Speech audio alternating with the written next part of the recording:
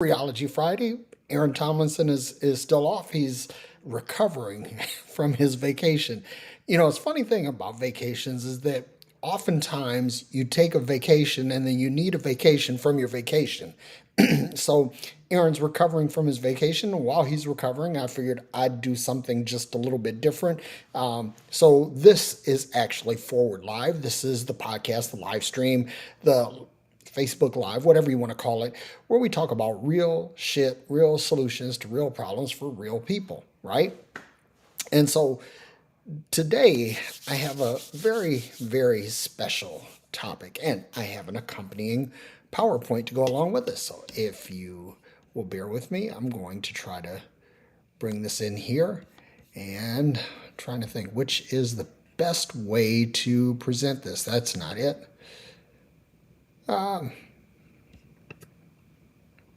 Let's see. I'm trying to think of what's the best way to do. Okay, that looks good. That looks good. Hopefully everybody can see this, and if you want the PowerPoint, inbox me and I'll send it to you. I mean, really, it's just a bunch of pictures, pretty pictures. I didn't put any text on here. I'm just going to talk to the talking points of the slides. But what I want to talk about is relationships. And listen, I don't care who you are, what you're doing. We're human beings. We are made for relationship. We are absolutely made for relationship. And one of the issues is that I think that we have trouble negotiating relationships. And if you didn't take my master class on self, this you probably need to. But if you don't know yourself, you can't know anyone else. It is literally impossible. It is impossible for you to know anyone else or to really have an effective relationship with anyone else when you don't know yourself. And so many of us go through life not knowing ourselves, and then we get into relationships, and when the relationship goes sideways, we ask ourselves, what the fuck just happened here? We're confused. We're like, okay, I don't know how this happened, but somehow I'm here, and this whole relationship thing, it just didn't work out. This isn't working out. So one of the things that I tell people is that if you're in a relationship, and I don't care whether it's a romantic relationship, whether it's a parent-child, sibling, friends, business, it doesn't matter what the relationship is. Every relationship has a path. And every path has signs. Every path. I don't care what it is, where it is. If you're out in the wilderness, you learn how to mark a trail. If you're on a highway, you have road signs. You have things that tell you how to navigate this thoroughfare, right? And so with relationships, you actually have that same thing. So today I want to talk about the signs on the road to relationship. And the first sign that any of us, got too far there. The first thing that I want you to do is to watch the signs. Watch the signs. Let me see, let's do that.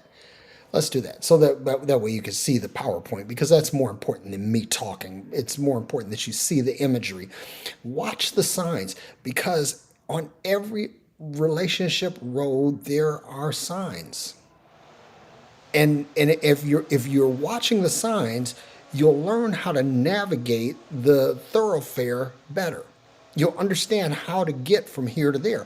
But if you're not watching the signs, you will get tripped up. You'll completely miss your navigation. And so the thing that I want to help you out with today is navigating through these kinds of things. So the first thing, the on-ramp. Every relationship, every single relationship has an on-ramp. It has a starting point. Everyone starts somewhere, right? And the starting part is easy.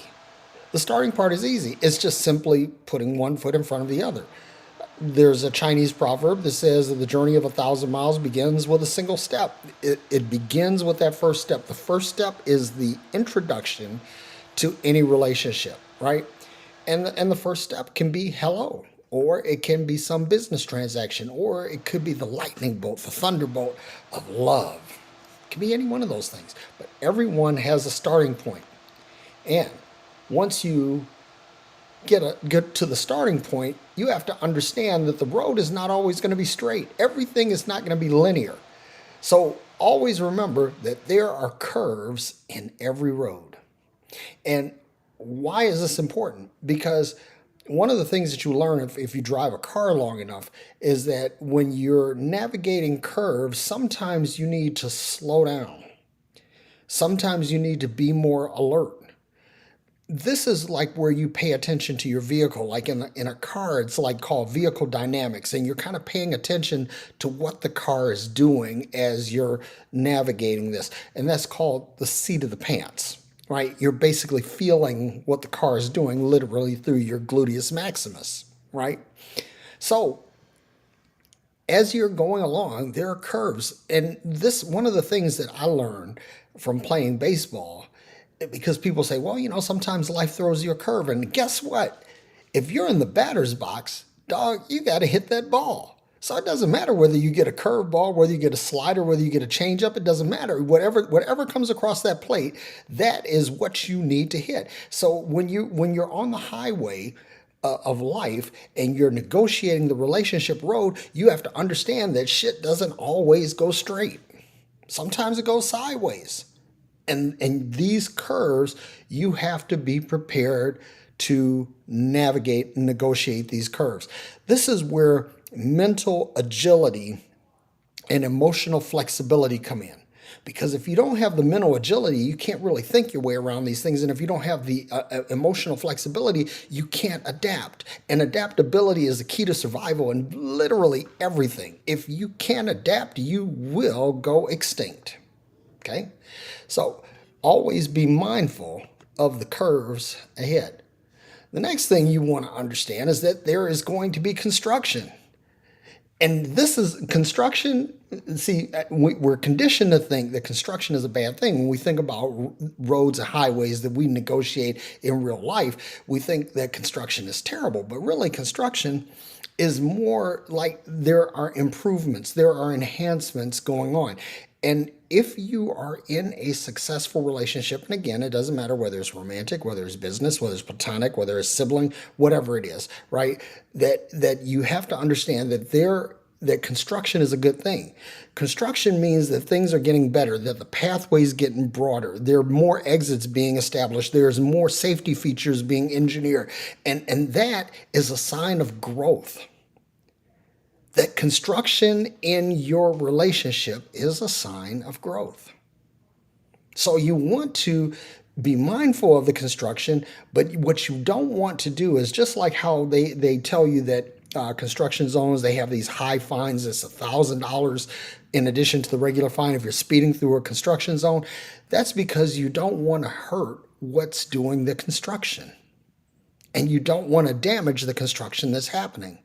So you have to know to negotiate this very alertly, very intentionally, and sometimes slowly so that you don't damage the work that's being done.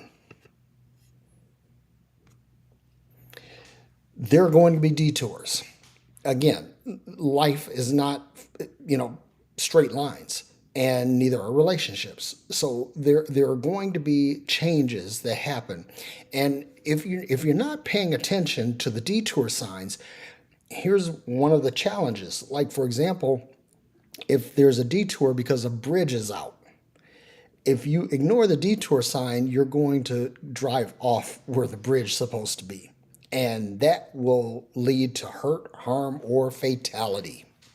Okay? So you want to be mindful of the detours, that when the detours come up, it's time to change, to make a change. It's time to be agile. It's time to be flexible. It's time to understand, okay, we're not going to be able to continue on this path. We may need to fork to another path. The detours, they come, and you have to be ready. The next thing that you want to think about, and I messed up something here. I left some left some text in here that's not supposed to be here, but do not enter. Do not enter. There are just some places that you don't go in a relationship. There are things that you don't say, there are things that you don't do. And it all depends on the relationship. But what you have to do is you have to understand what the boundaries are. The do not enter sign basically illustrates what the basic boundaries are. And these are places that you don't go. I'll give you an example.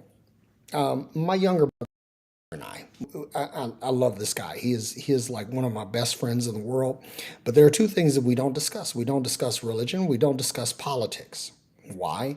Because those are areas that could really derail our relationship. So we've made a pact, agreed on a détente that we're not going to talk about politics or religion. Okay, so in doing that, we preserve and protect our relationship. And that's really key because you have to know what areas you can go into and what areas you can't. Now, granted, if you're dealing in transparency and all of that, and this is really in the case of romantic relationships that you have to say, okay, you have to limit the off limits areas. In other words, basically everything has an entry point in in romantic relationships, and you have to be prepared for that. There's a certain amount of transparency in romantic relationships that doesn't exist in others.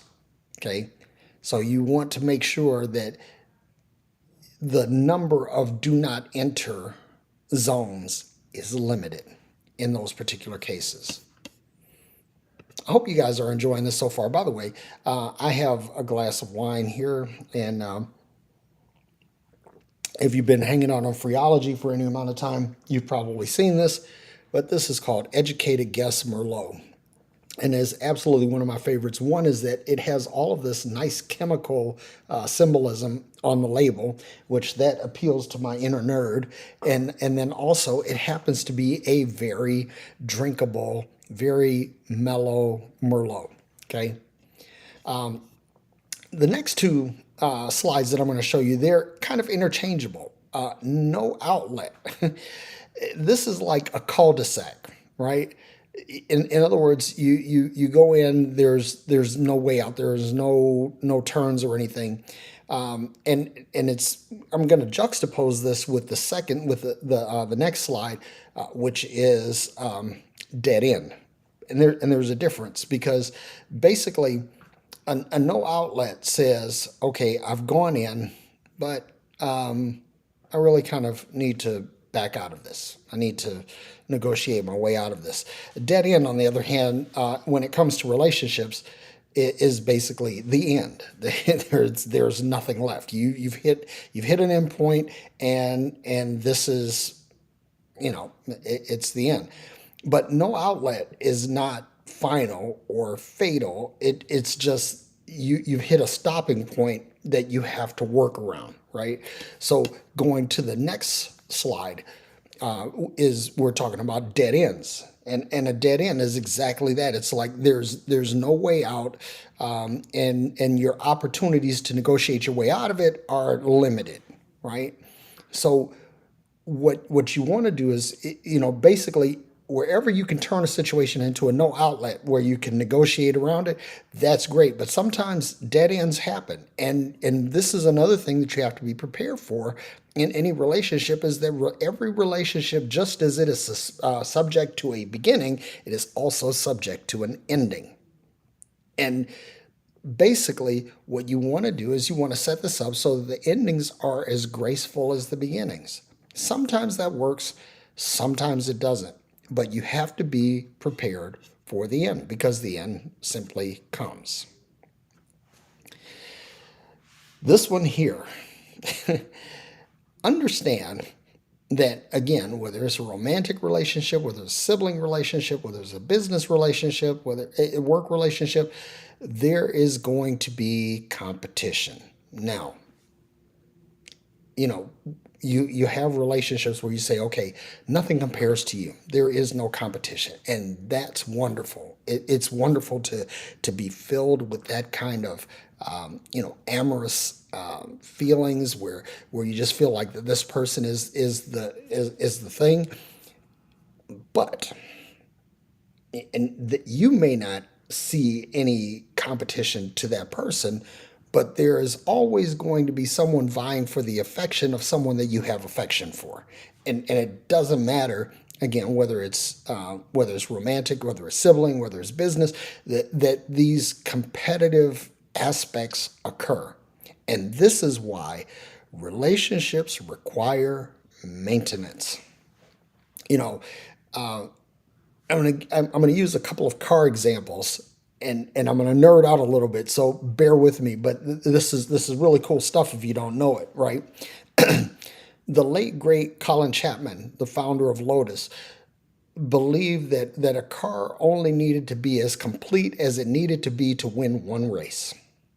In other words, he saw the car as a disposable commodity, that it only needed to run one race and run it competitively enough to win.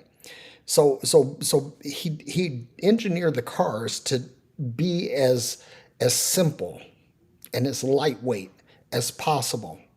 Now, the problem was is that in the event something broke on a Lotus race car, it was broken, and it was FUBAR. Yeah, it's fucked up beyond all repair, right? In case you didn't know, uh, but it was FUBAR, and there was no continuing. Now, compare that with in the mid 2000s, Audi was on a tear in the Le Mans competition, Le Mans prototype category, and basically they were building cars that you could replace the entire powertrain with 6 bolts. In other words, 6 bolts after the driver, you could take out the entire engine, transaxle, rear axle, and the bodywork for a car, and just bolt on another one, and the car just keeps on going. Well, there were two things. One is that number one, Audis were famously reliable. They just didn't break. But in the event that they did, they didn't worry about fixing a part. They just threw on a whole new assembly, and they kept on going. What am I getting at? That in every race there's going to be competition. Again, whether it's business, whether it's romance, whether it's siblings, it doesn't matter. You are going to encounter competition. There's always going to be someone who is vying for the attention of the person who you have affection for, and you have to be prepared for that. Now, one of the things that you have to gird yourself up for, and that's to handle these competitions civilly. So, in other words, you don't want to go off and throw punch anyone, or do anything that's homicidal or anything like that. You want to deal with the competition in the most effective way possible, but you have to know that it's there, and you have to be prepared for it. Okay. And of course, the stop sign. Sometimes you just need to stop doing shit. Just stop. Stop. Sometimes you need to stop talking. Sometimes you need to stop a bad habit. Sometimes you need to stop a bad thought. Sometimes you just need to know how to put your foot on the fucking brake and stop. Sometimes you need to pause and think about what it is that's going on. Give it some consideration. And a stop allows you to do that, because while you're moving, sometimes you're not contemplating. Sometimes when you're moving, you're actually focused on the process of moving instead of considering the scenery. And just like any good vehicle, sometimes you need to stop for gas, or if you have an electric car, you need to stop and charge the battery. But you need to stop. Sometimes you need to stop and go to the bathroom. But stop. Understand this, that in music, you have two things. You have notes and you have rests. If you don't have the rests, the stops, all you have is noise. But if you have strategic stops placed within the notes, you begin to construct a melody on which are hung harmonies. And you begin to make melodious sound instead of just noise. So learn when and where to stop. So every relationship needs guardrails. And there are four that I can think of. Number one is integrity and honesty, being true to what you're saying. This is key. If you don't have integrity regarding relationships, your relationship is doomed to failure. Faithfulness. Faithfulness is like stick-to-itiveness, and that's a word that basically says that I'm going to stick it in. I'm going to endure. I'm going to persevere. Now, this is not to say that faithfulness should be unlimited, right? Because sometimes you can be faithful to a situation, and the situation is not being faithful to you. So when you find that the faithfulness that you're extending is not being reciprocated, that is a key indicator that this guardrail has failed. The next thing is investment. You have to invest in a relationship. You have to invest your time, your talent, your treasure. And I know that's very preachy, but it's true. You have to be prepared to invest in a relationship. And again, it doesn't matter whether it's platonic, whether it's business, whether it's siblings, whether it's romance. You have to invest. And if you're not willing to invest, then what you're saying is you're willing to allow it to fail. It's just like maintaining a car or maintaining a home or maintaining an airplane or a boat or any other asset that over time, you're going to have to invest in the maintenance of this asset. Otherwise, the asset is going to fail you. And finally, empathy. Empathy just simply says, I'm going to look at this through the eyes of the person whom I'm in a relationship with. I'm trying to see it from their perspective. Because if I'm not willing to see it from their perspective, I can't really say that I'm exercising integrity, that I'm exercising faithfulness, or to properly invest, because I am unwilling to see things from the other person's perspective. This is key. Empathy and compassion are the elemental components of love. And if empathy is missing, then love is failing. And if love is failing, then relationship will also fail.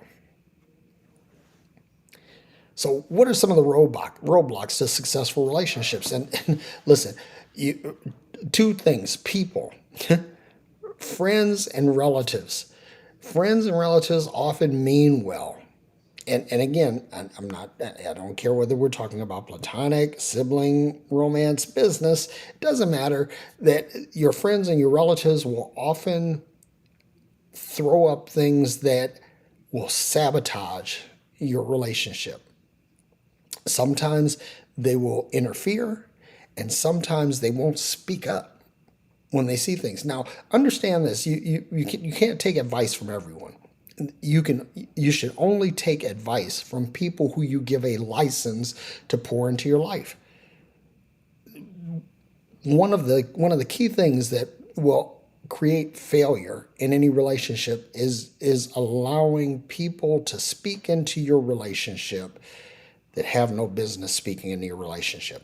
In other words, you can't have people who have unsuccessful relationships try to speak into yours, because that is sabotage. That's like basically pouring sand into the crankcase of your car.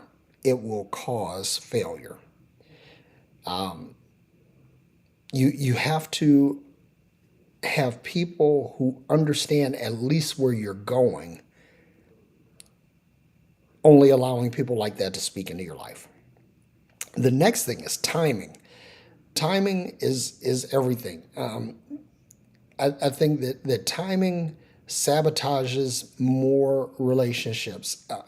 When you're trying to force the timing of something, you're trying to make something happen, you're trying to make fruit ripen before it's time. All of these things will lead to failed relationships.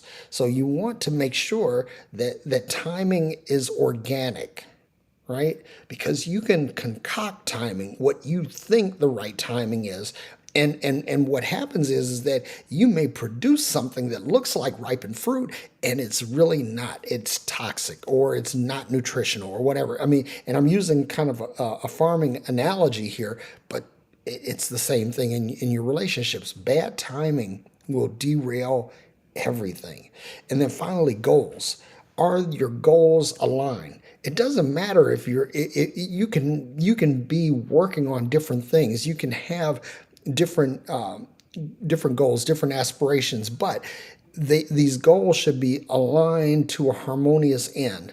That they should be aligned in such a way that they don't cause friction, that they don't cause separation, that they don't cause angst in the relationship. Because goals, different goals, basically, there's a Bible adage that says, how can two walk together unless they're equally yoked? And the point of that is that if you have a strong bull on one end of the yoke and a weak bull on the other end, basically the strong bull is going to pull, and you're going to, whatever it is that you have your yoke attached to, a cart, a plow, or whatever, it's going to go in circles. It's not going to go straight, right? So you can have two different animals as long as those animals are agreed upon the direction they're going to go. And it can be a stronger and a weaker one as long as the stronger one knows to pull back a little bit to allow the weaker one to move forward. Or it could be that one is a bull and one is a horse. Again, as long as these two animals know how to work together. And the same thing with people. It's like, one person can want to be an engineer, and another one could want to have a catering business, and that's fine, as long as you understand that we're going in the same direction, we're working towards some common goals. But we're using these disparate goals to help reach a common objective. Okay, really, really key here. Last thing I want to remind you of is, again, we started off with this, we end with this. Watch the signs. If you're going through a relationship situation and you ask yourself, how did I get here? Well, you got here because you didn't watch the signs. You didn't watch the signs. And there are many signs. There are signs in dishonesty and unfaithfulness, in theft or dishonesty. There are all kinds of signs, right? But what you have to do is you have to learn to watch. And you listen, the price of freedom is eternal vigilance. So if you're going to operate in freedom, then you have to be smart about your journey, because you have to remember that freedom often means free to be dumb. And if you're not watching the signs, you're being dumb. And for our last slide, every relationship has an exit. Okay. Now let me say this, because there are some, the really good relationships, they go on and on without an exit. They just go happily down the road. And those are wonderful. Whether they're business, whether they're romantic, platonic, sibling, it's wonderful when you get on the road together and you just harmoniously go. But it's smart to be aware of the exits, especially if you see things that are not working out. If you see things, if there are signs that could pose potential harm to you and you ignore those signs, at least find this one. At least find this one. So that's what I have. I would like to know in the chat, what are some of the signs that you've discovered? What are some of the signs that have contributed to your success? What are some of the signs that you've seen that you knew that this was time to end a relationship? put that in the chat. I would love to know. I'd really, really would love to know what your, what your signs are. And and one of the things that I deliberately dealt with it or left this out until the end because, people will say, well, what about zodiac signs? Well, I'm glad you asked because I do believe that the alignment of the heavens, that it influences things, but doesn't directly impact it. What really impacts it are your actions, what your thoughts and your words and your actions manifest into. Those are the things, and those are the things that will trigger the actual signs that matter.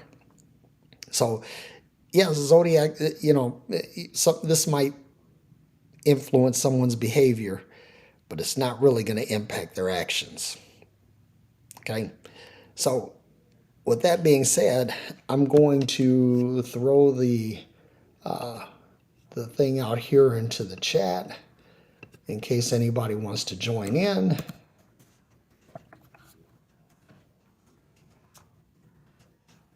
I would love to chat with you. I'm going to do that there, and I'm going to do this here. Bear with me for just a moment.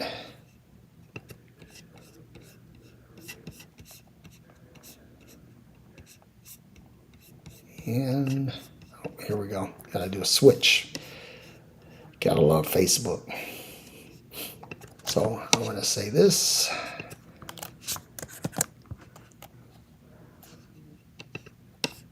And say join in.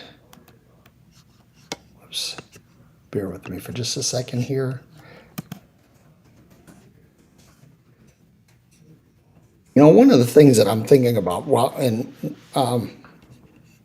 I'm here doing this, I'm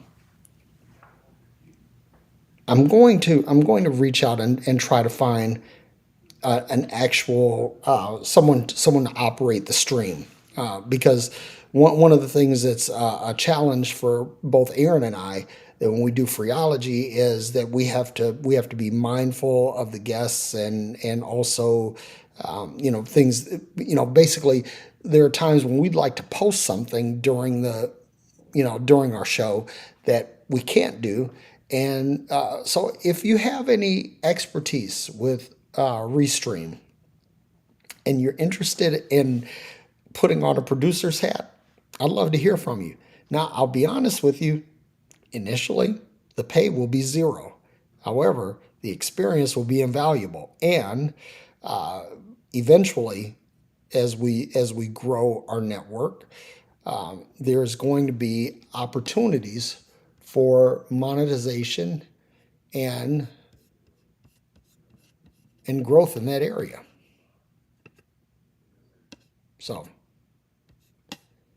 let's see. There we go. So I hope that this was something that was useful, that it was encouraging, that it was edifying, all of that good stuff, educational. And again, this is not to say that I have all the answers. I don't. I'm the first to admit that. And I could be wrong. However, these are things that I've seen over my lifetime that have produced results. And so everything that I share, when I do the Forward Live, everything that I share is something that has benefited me in some way, and I'm sharing it with you so that it can benefit you. And hopefully it makes your life better. So I'm going to hang tight for a second here, take a sip or two of wine, and if someone joins in, great. And if they don't, then, it is what it is. But I don't know about you, but this was fun for me. And I enjoyed making the PowerPoint. Again, that's another thing. I need to probably need to get somebody to help me out with the PowerPoints. I'm good at making PowerPoints. This is what I do for a living. But typically when I do these things for work, I have a lot more runway as far as time goes, and also the bar is a little higher. So the quality of my work for work related stuff is much higher. But I want to bring that same level of quality to what we do here in the live stream because, frankly, you deserve the best quality. If you're going to devote time to this, fuck yeah, you should expect good quality. Nobody wants to hang out for bullshit. I know I don't. So, anyway, if you know someone who's also good with PowerPoints and things like that, um, you know, drop me an inbox. I'd love to hear about it.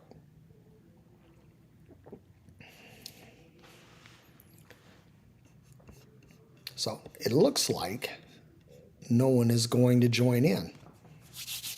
So, with that, I would like to say thank you for attending my TED Talk. And thank you for, as Aaron would say, thank you for growing in real time with me.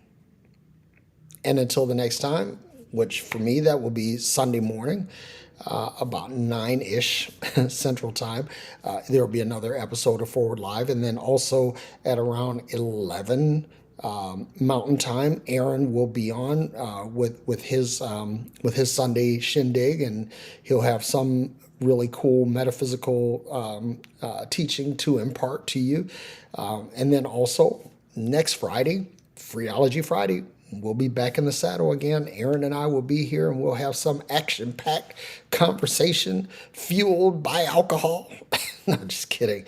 And we'll have a good time. So until that next time, may you be happy, may you be well, and may you be filled with peace.